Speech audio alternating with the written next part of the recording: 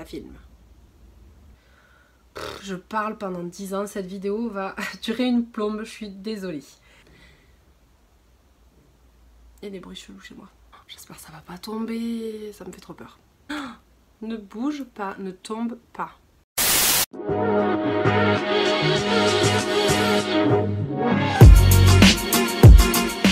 Coucou les filles, j'espère que vous allez bien. Je vous retrouve aujourd'hui dans un décor, je sais, un petit peu spécial. Je suis dans ma chambre, sur mon lit, en pyjama, je sais pas, voilà. Et surtout, je sais pas du tout ce que cette vidéo va donner parce qu'en fait là je vous filme avec mon iPhone. Voilà, je sais pas du tout ce que ça va donner. Mon appareil photo a décidé de faire des siennes, donc je me suis dit que j'allais essayer de vous filmer avec l'iPhone. Je suis avec la perche à selfie qui est calée sur un truc, là c'est assez artisanal comme truc. Bon, on va y arriver. Donc voilà, je m'excuse si la qualité est pas au top, le cadrage, je sais pas si je suis droite, si la lumière va être bien, je sais vraiment pas, je suis désolée pour ça. On verra. Du coup je vous retrouve aujourd'hui pour une nouvelle vidéo un petit peu spéciale puisque encore une fois on va changer un peu du tuto make-up. On va pas faire ce que j'ai sur la tête là, mais par contre je vous mets tout en barre d'infos parce que je sais que je vais avoir quelques petites questions.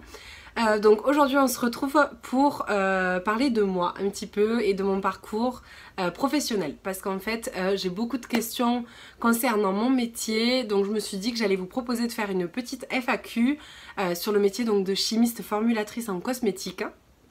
Parce que c'est vrai que moi à l'époque j'aurais aimé avoir ce genre de vidéos, je regardais déjà beaucoup YouTube et je trouve qu'il n'y a pas beaucoup d'informations sur ce métier et voilà, j'aurais aimé avoir les réponses à mes questions.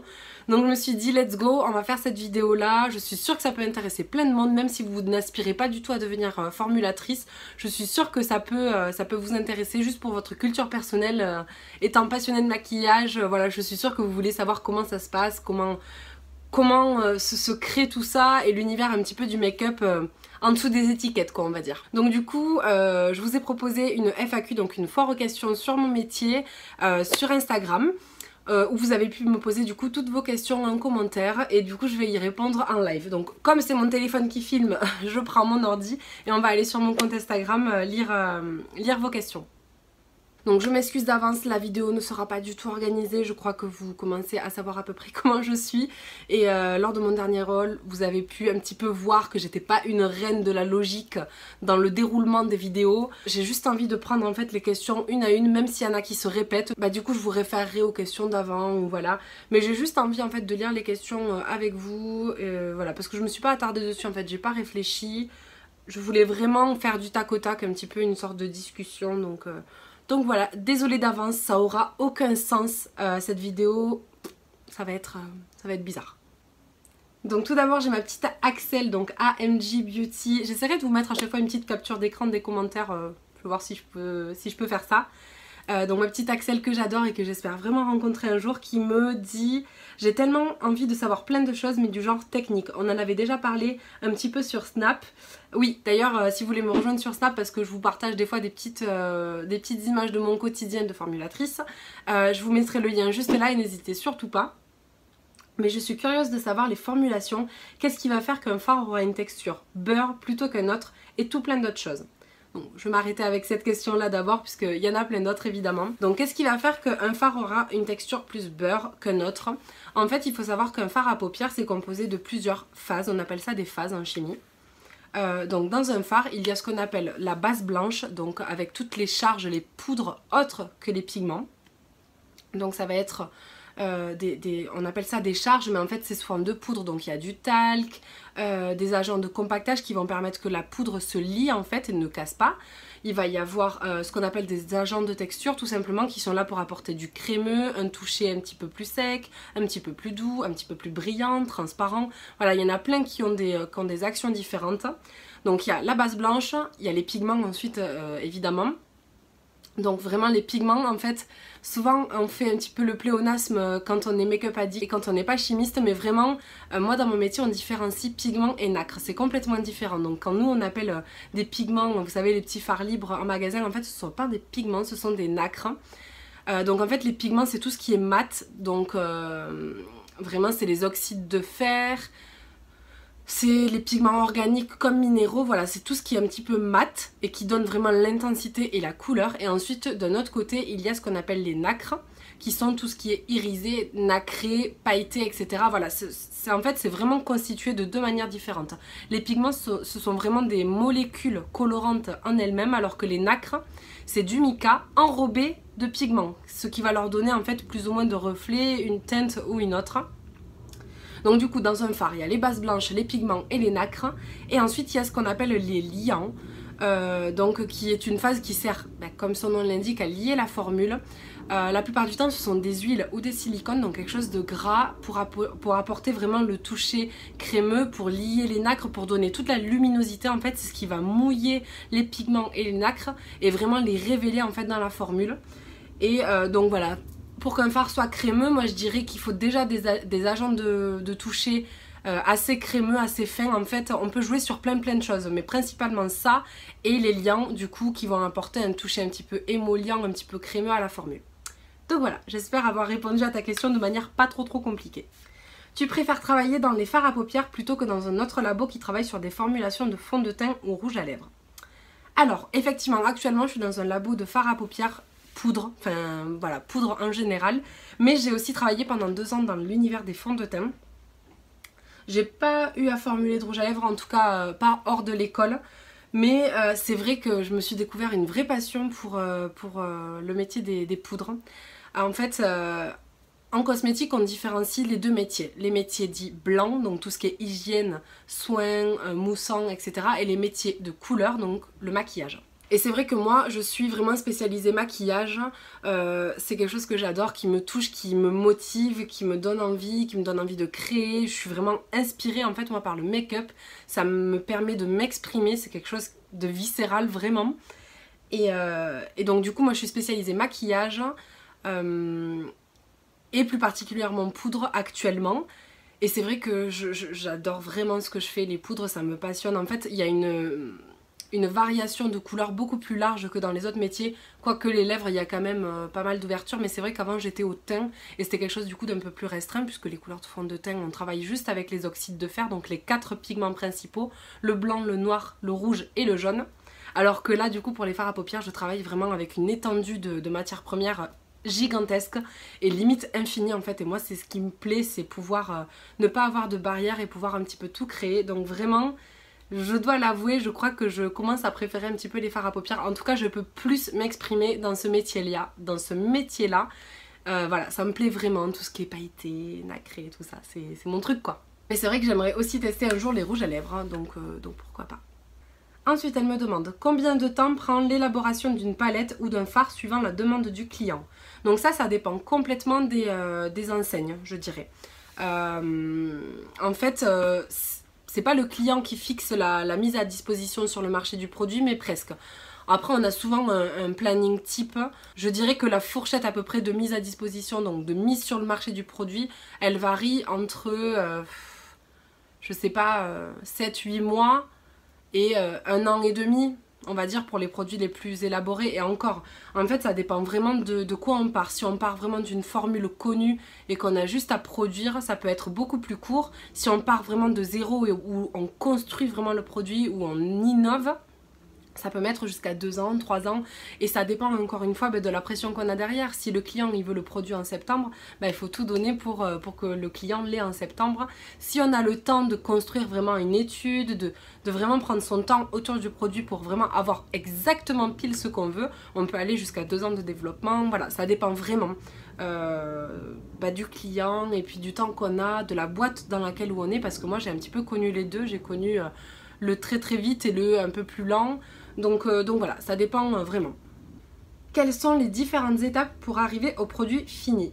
Oui, je te le dis, j'ai plein de questions. Il n'y a pas de souci, moi je me régale de parler de ça. Ça aussi, ça dépend un petit peu des boîtes, mais en général, c'est à peu près la même chose. Donc tout d'abord, on a ce qui s'appelle un brief marketing, donc du client, de la part du client. Donc un brief, qu'est-ce que c'est? C'est un document informatique la plupart du temps, où le client nous dit qu'est-ce qu'il veut comme produit, les teintes qu'il va vouloir. Donc par exemple, je sais pas, est-ce qu'il veut un fard, est-ce qu'il veut une poudre pour le teint, est-ce qu'il veut un blush, un highlighter, une poudre de finition, sous quelle forme il le veut, compacté, libre, crème. Voilà, c'est un petit peu notre bible en fait, le brief. Donc on a la texture qui est définie, les teintes qui sont définies, l'univers un petit peu marketing du produit. Est-ce qu'il veut quelque chose qui rentre dans une gamme un petit peu soleil? Voilà, c'est un petit peu vraiment notre ligne directrice pour travailler. Donc on a le brief qui nous lance à nous, le laboratoire de recherche et développement, c'est vraiment notre go. Donc à partir de ce go là, on commence en fait la partie formulation qui, encore une fois, varie en fonction du projet.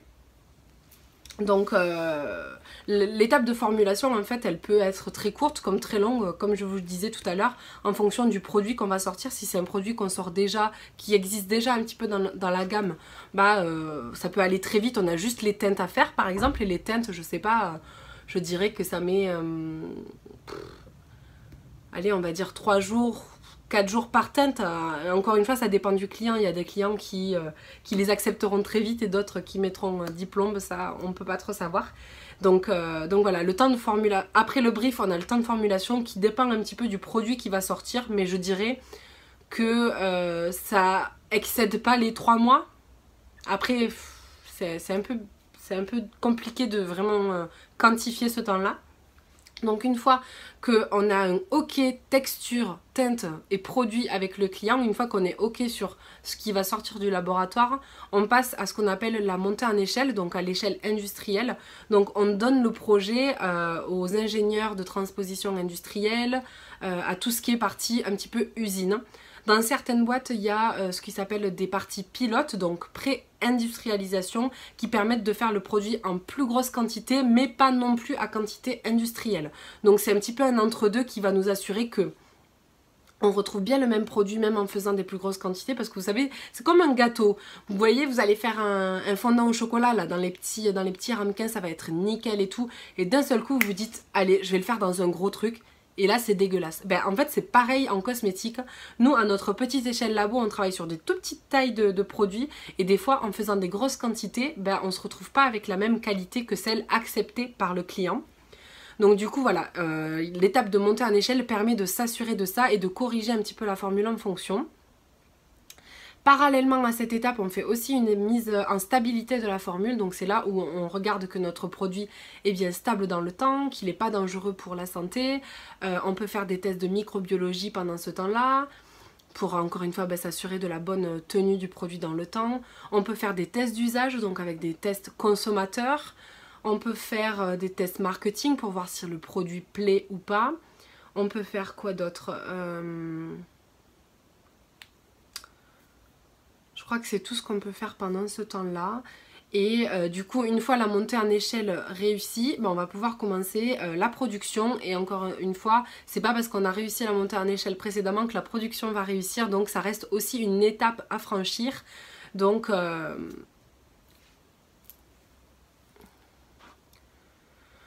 voilà à peu près les étapes clés on va dire d'un bon développement. Mais après encore une fois ça dépend des boîtes. Ensuite on a LFD qui me demande: qu'as-tu fait comme formation scolaire pour en arriver à ce métier? Donc pour être formulatrice, moi j'ai fait plusieurs choses, mais il faut savoir qu'il y a plusieurs chemins pour y arriver on va dire. Moi je vais vous parler du mien et après je vous dirai aussi ce qu'on peut faire.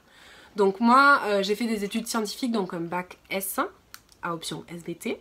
Donc j'ai eu mon bac et après moi à la base je voulais pas faire formulatrice, c'était pas mon métier de base. J'ai toujours eu dans un coin de ma tête, mais c'était pas mon truc de base. Donc moi je suis partie en médecine à la fac, bon bref, c'est pas ce qui nous intéresse. Donc pour être formulatrice, moi je suis partie ensuite en DUT chimie organique. Donc un diplôme en 2 ans, professionnalisant, dans lesquels il y a beaucoup de pratiques, il y a un stage, etc. C'était vraiment ce qui m'intéressait parce que je voulais vite pratiquer.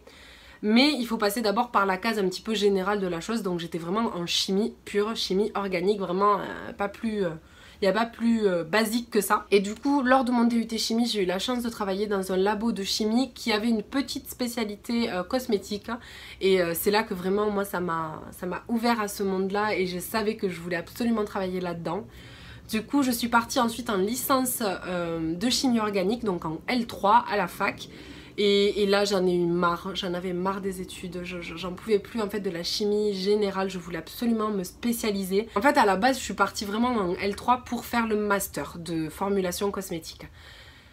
Ou pour faire une école d'ingé. Je savais pas trop encore à cette époque, j'étais prise un petit peu partout dans les écoles d'ingé que je voulais, etc. Mais j'étais pas sûre de vouloir faire ce métier-là. Il faut savoir que c'est vraiment deux métiers différents, cadre et technicien. Le master te permet d'être donc assimilé cadre ou ingénieur.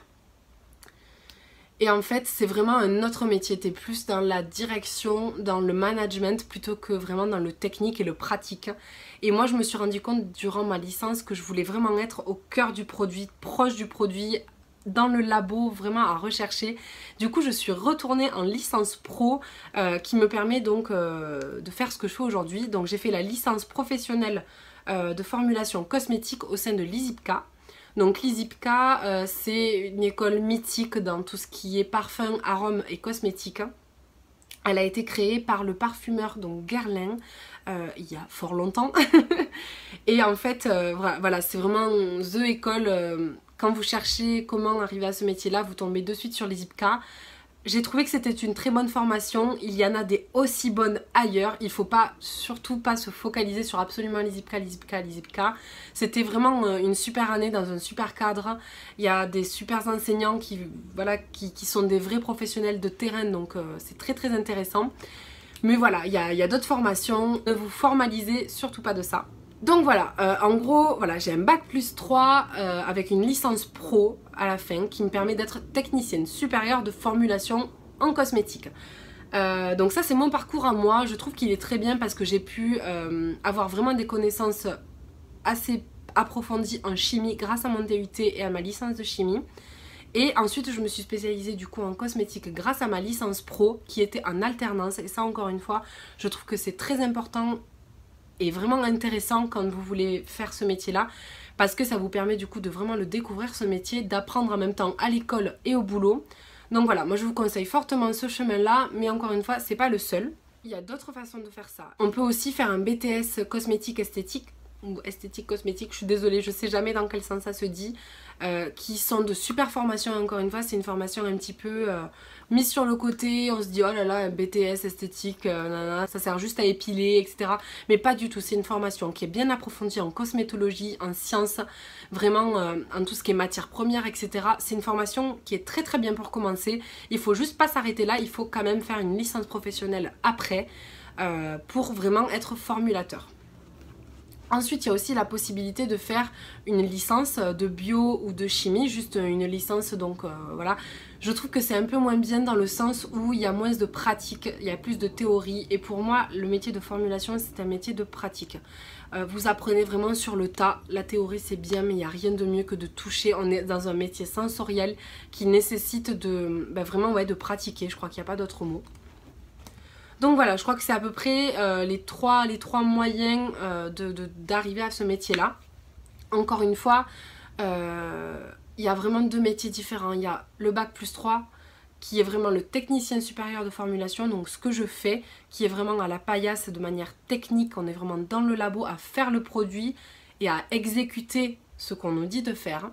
Et ensuite, il y a ce qu'on appelle un chef de projet développement ou autre, donc un chef de projet ou ingénieur en formulation qui là correspond au bac plus 5 et qui est vraiment plus dans le management et dans la direction en fait de projet. Donc c'est à dire que vous allez dire aux formulateurs, aux équipes de formulateurs, on a besoin de faire ça, ça, ça. Voilà, c'est plus dans la gérance en fait de projet que vraiment dans le technique et dans le concret. Donc voilà, choisissez bien votre voie, c'est deux voies très différentes. Est-ce que c'est le labo qui choisit de travailler avec les différentes marques ou est-ce que tu travailles pour un labo spécifique et pour une marque spécifique? Il y a les deux cas. Et moi j'ai fait les deux d'ailleurs. En fait, il y a des marques qui sont très peu nombreuses, qui ont leur propre labo de recherche et développement. Donc c'est surtout les grands groupes, les grandes marques, donc tout ce qui est Chanel, Dior, Estée Lauder, L'Oréal, voilà, à peu près les gros groupes ont leur labo. Il y en a aussi des petits qui ont leur labo, c'est un peu plus rare. Et ensuite, il y a ce qu'on appelle à côté des labos de sous-traitance, c'est ce dans quoi je travaille aujourd'hui.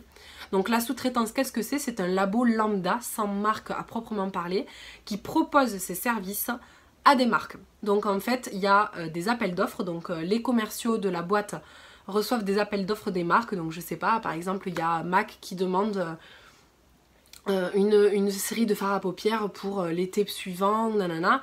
Nous, on répond à cet appel d'offres en envoyant des produits qui pourraient y correspondre, donc des textures, des couleurs, etc. Et si on est choisi par la marque, on commence du coup le développement pour eux. Mais en fait vraiment on n'a pas d'étiquette propre, de marque propre. Moi il y a des jours où je travaille pour 3 marques différentes. Voilà, en fait on loue un petit peu nos services et nos formules. Donc c'est à dire qu'on leur vend la formule, après on la produit, on la conditionne, etc. Mais encore une fois ça dépend des boîtes. Il y a vraiment les deux architectures possibles. Et surtout, en quoi consiste exactement ton métier? Donc, mon métier, en quoi il consiste? Je dirais qu'il consiste à créer le produit en collaboration avec différents services. Donc, en fait, moi, je vais travailler avec le service marketing de la marque. Je vais travailler avec ma chef, donc la chargée de projet, qui va me donner la direction qu'on va suivre. Je vais travailler avec les commerciaux de mon service à moi pour être OK sur ce qu'on propose aux clients. Voilà, ça va vraiment être tout un travail d'équipe pour créer le produit. Donc vraiment, ça consiste à le créer de A à Z, donc de la matière première jusqu'au produit fini. Je vais développer donc des textures, des teintes dans mon cas puisque je suis dans le maquillage et tout un concept un petit peu de produit. Donc vraiment ça consiste en ça, c'est vraiment la création. On est à l'étape 0 du produit fini que tu vas recevoir dans ta boîte aux lettres après ta commande Sephora quoi. Ensuite, j'ai Sandrine Baya Relooking qui me dit coucou. Alors, en quoi consiste exactement ton métier? Donc, je viens de lui expliquer. Tu crées des teintes, fards, highlighters pour des marques. Oui, tout à fait. On peut créer des textures et des teintes. Ça dépend de ce que les clients nous demandent. Te donne-t-il des trucs à suivre? Oui, donc il y a ce qui s'appelle, comme je vous le disais tout à l'heure, un brief qui est vraiment notre ligne directrice. Et on va la suivre scrupuleusement, sinon le projet n'aboutira pas. Du genre, on aimerait faire un fard azur pour l'été où tu as carte blanche. La plupart du temps, on est quand même assez limité. Le client sait vraiment ce qu'il veut puisque c'est un plan marketing défini par les équipes marketing des marques. Donc voilà, on est assez cadré, on sait vers où on va. Mais il y a certains clients pour lesquels on peut proposer des choses, surtout dans le cas d'innovation. Ensuite, j'ai ma belle Douce Addict, que j'aime beaucoup, à qui je fais des bisous aussi, qui me demande, ça sera principalement sur ton parcours scolaire, les études que tu as réalisées pour ce métier. Moi, j'ai fait un BTS esthétique et je sais que c'est une des continuités, ce que tu fais. Alors, je voulais savoir ton parcours à toi. Donc, mon parcours, je viens de te le dire, et effectivement, le BTS esthétique est une voie pour arriver à ce métier-là. Voilà, il faut surtout pas écouter les gens qui te disent que tu n'as que un BTS esthétique, ce n'est pas valable. Tu peux tout à fait continuer en études supérieures, donc en formulation. Il faut s'accrocher parce que voilà, il y a des parties de chimie qui sont pas faciles si tu ne les as pas abordées avant. Ça reste un métier de la chimie, il faut le savoir. Donc effectivement, c'est pas évident, mais il faut s'accrocher et je suis sûre que tu peux le faire. Puis, qu'est-ce qui t'a donné envie de faire ce métier? D'où vient ta motivation? Bref, trop de questions, tue la question. Mais non, il n'y en a jamais trop. Qu'est-ce qui m'a donné envie de faire ce métier? En fait, j'étais en fac de médecine pour faire un tout autre métier. Je n'arrivais pas à avoir mon concours de première année. Donc, j'ai regardé mes notes. Et mes meilleures notes, c'était en chimie orga. J'aimais bien la chimie. J'ai toujours aimé savoir le pourquoi du comment les choses fonctionnaient. J'ai toujours aimé ça. Vraiment, je suis quelqu'un de très curieux de nature. Dans ma vie perso, j'étais fan de maquillage, déjà, à l'époque. Donc je me suis dit pourquoi pas allier l'utile à l'agréable en fait et en faire mon métier quelque chose de scientifique parce que j'ai besoin de rester dans ce côté scientifique mais aussi dans la création et du coup vraiment moi c'est ce qui m'a donné envie de commencer dans ce métier là, c'est ma passion perso à moi. Je me suis dit mais il faut que je sache comment les choses sont faites, il faut que j'arrive moi aussi à faire ce genre de truc, ça me passionne vraiment, ça fait partie de moi en fait et je me vois pas faire autre chose. D'où vient ta motivation? Vraiment c'est ma passion, tout simplement. Ensuite j'ai Kanan Karadras, je suis désolée si j'écorche un petit peu les noms. Salut ma belle, je vais te poser des questions, ça fait partie de mon métier RH. Oula.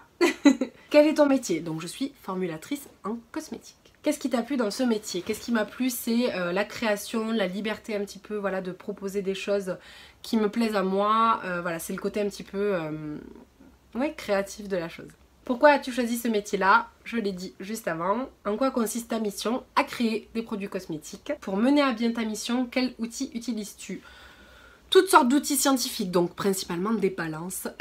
C'est mon ami principal, c'est la balance donc de pesée, des matières premières et des outils de fabrication donc qui sont multiples en fonction du produit qu'on veut faire en fait. Il y a tout type de machines mais je ne vais pas m'étendre sur les machines. As-tu des procédures à respecter pour créer des fards à paupières? Oui, tout à fait. On a ce qui s'appelle des modes opératoires. Ah, je suis désolée, j'ai tant mes jambes. Ah, j'ai trop mal. Donc on a ce qui s'appelle des modes opératoires, comme en chimie en fait. C'est comme des recettes de cuisine. Vraiment, la cuisine, ça s'apparente vraiment au métier de formulation, puisqu'on a une sorte de recette à suivre. Il faut mélanger les ingrédients, les matières premières dans un certain ordre, suivre un certain mode opératoire, donc les mélanger à un certain temps, à une certaine vitesse, à une certaine température. Voilà, c'est vraiment quelque chose de très défini, c'est vraiment un métier de précision et de rigueur. Et pourquoi? Parce que, voilà, comme je te le dis, c'est un métier de la chimie et il faut être très rigoureux, on rigole pas avec les produits chimiques parce qu'on a beau dire, mais oui, le maquillage, le soin, enfin la cosmétique, c'est une industrie de la chimie.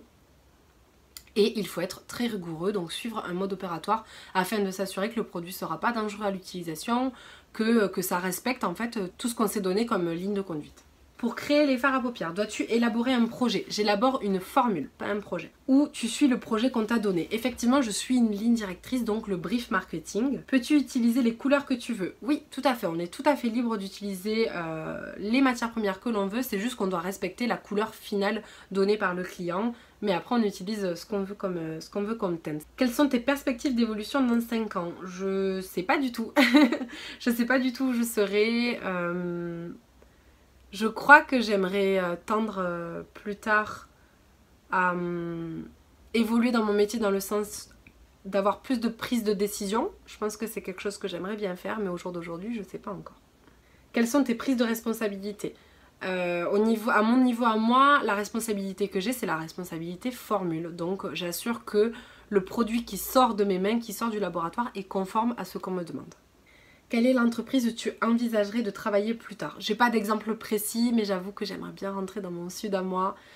Même s'il n'y a pas grand chose dans mon métier malheureusement, je suis un petit peu cantonnée à la région parisienne, mais voilà, j'aimerais bien redescendre. Désolée pour les questions, bonne journée ma belle. T'excuses pas, c'est top. Merci à toi. Coucou ma beauté, alors moi je voulais savoir, est-ce que tu as dû gravir des échelons, fait plusieurs métiers ou tâches pour arriver où tu en es, ou bien tu deviens formulatrice cosmétique directement quand tu sors d'études ou de formation? Non, tu deviens directement formulatrice en sortant de formation.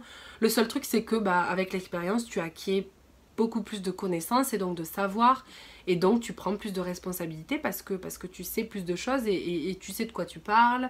Voilà, vraiment c'est un métier qui s'apprend je trouve sur le tas. La théorie c'est bien, mais on prend vraiment, avec l'âge et l'expérience, on apprend toujours plus de choses. On n'a jamais fini d'apprendre dans ce métier là.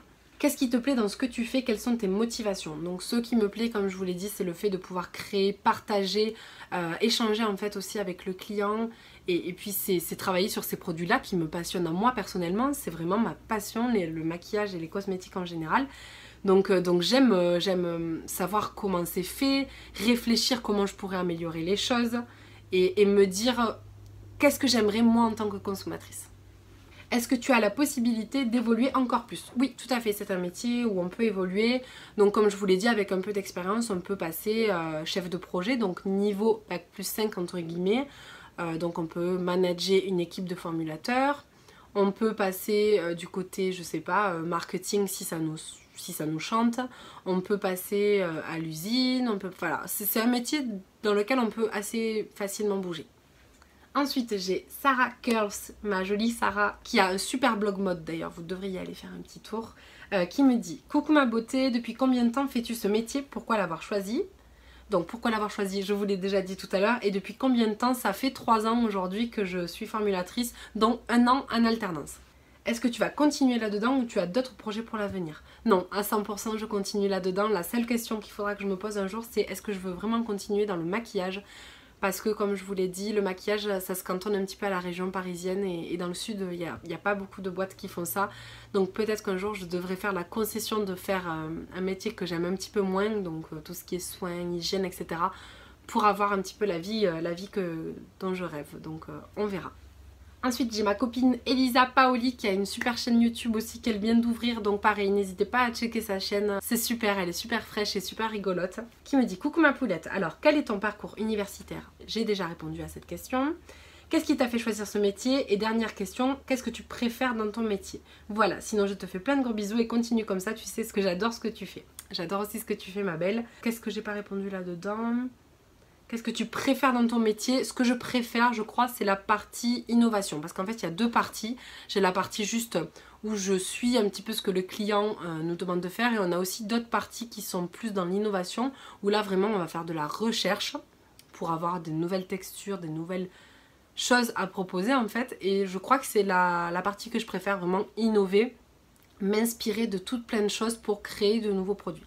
Ensuite j'ai Manon CSCI qui me dit: coucou, alors d'abord, quelle étude as-tu fait? As-tu toujours travaillé dans ce domaine? Quel est exactement ton métier? Voilà, bisous. Je te fais des bisous aussi. Donc je crois que j'ai répondu à un petit peu toutes tes questions.